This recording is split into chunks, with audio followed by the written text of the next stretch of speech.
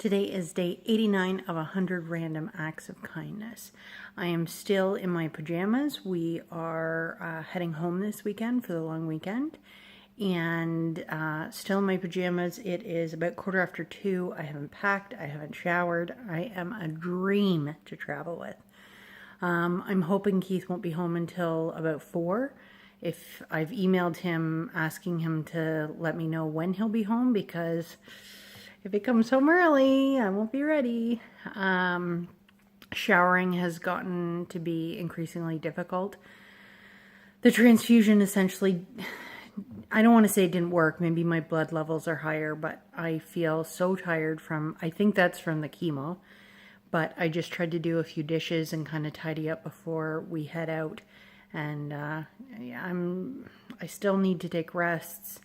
My legs are kind of jello-y. Like, I don't know. I don't know. I was talking to that friend of mine who I met on Twitter, who's a hematologist. And she essentially said, you are asking your body to do so much. Not wrongly, like that wasn't accusatory, but between treatment and the cancer and my liver trying to still function with cancer in it, and all the side effects and the fractures and all the drugs and the toll that takes on my stomach, the fatigue, the hand and foot that I'm trying to prevent, the nausea, everything that, it's not a quick fix. And that almost made me feel better because I thought there's something wrong with me. But so it wasn't, again, maybe my blood levels are up. I don't know. My next blood test is in a few days after the long weekend. But yeah, nothing's really stuck.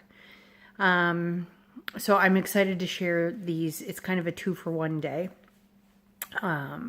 Just to kind of celebrate my friends, because they are, anybody that I tell stories to, they're like, wow, you have amazing friends. I'm like, don't I know it?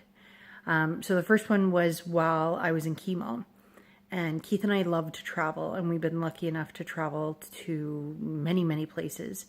But cancer kind of grounds you in some respects. I can't travel nearly as much as I would like to. Keith and I like going to, we're not big, all-inclusive kind of people. We're more kind of, let's go learn some cool culture or see some stuff from textbooks or whatever it is. And it kind of grounds you. We haven't done nearly as much traveling in the last few years. We've still been very lucky to do some traveling, but 2018 for sure we haven't had really a great opportunity to do international travel, we'll put it that way. And in saying that, I do love traveling more and more in Canada. I just think we're so friggin' lucky to live in this country, and coast to coast, it's just, Newfoundland is so drastically different than Quebec, which is drastically different than Alberta, and which is drastically different than BC. And I'm lucky enough to have visited all 10 provinces, and I love it. I love being from this country, and I do love traveling to different provinces. In saying that, I was in chemo for my 27th birthday, and my friends got together and opened an account for us at Flight Centre, and people could donate money essentially for my birthday. But it was a very special birthday because sorry, I just got a message, obviously. I would love to restart, but I'm not going to restart. A message just popped up and I took my finger and had to push it down anyway. So it was a very special birthday, and being in chemo for your birthday sucks. Being in chemo for a Tuesday sucks. So your birthday and 27th birthday, it's pretty young, I think, to be going through cancer treatment. So, yeah, friends, I believe it was Hannah and Leah who went down to their local Flight Centre and got me hooked up with this account that I had no idea until I opened the card. And it was for Keith and I to travel wherever we wanted. We could use the money for anything. And I think I've never heard of that before, to be honest. And I think that is a wicked idea for anybody in your life who is a traveler, or just I would check to see, like, if you opened it and it was for a weekend away where they had to drive maybe 2 hours and they got to go to a spa or something. I don't think it necessarily has to be a flight or some massive trip. And so, I mean, consider doing that. That is what an amazing gift that was to open. And we used the money to go out to Alberta. And we went to a cancer retreat with Young Adult Cancer Canada. And then we got to see friends of ours who live out there. Johanna was living out there at the time. We got to see her. It was it was an awesome trip. It was absolutely awesome. I don't think at that point I had ever been to Alberta. Keith had been once. But it was just, it was just really cool. It was just a really, really good idea. And I suggest that to anyone. And then to follow up, the Hannah, Leah, Johanna, Milan, got together and we spent, so I found out I was terminal 9 days before our wedding. So our actual honeymoon we spent in the cancer center.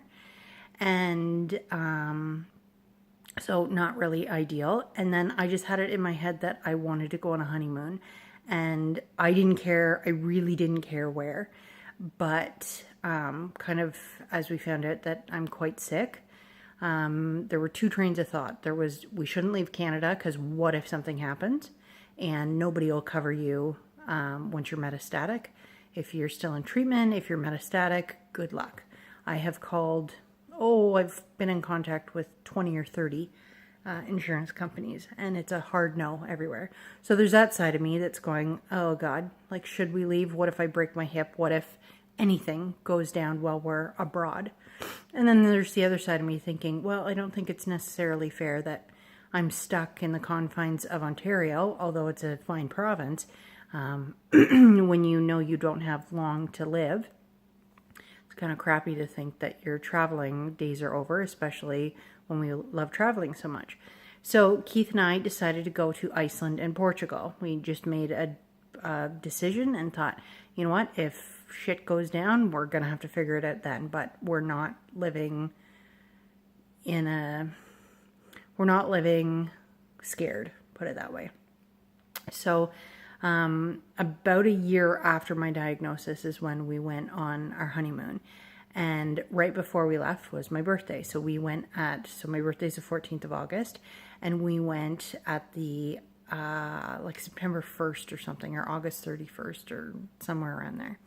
So right before was my birthday. So for my birthday, like I was saying, the amazing group got together. And they, in 2011, the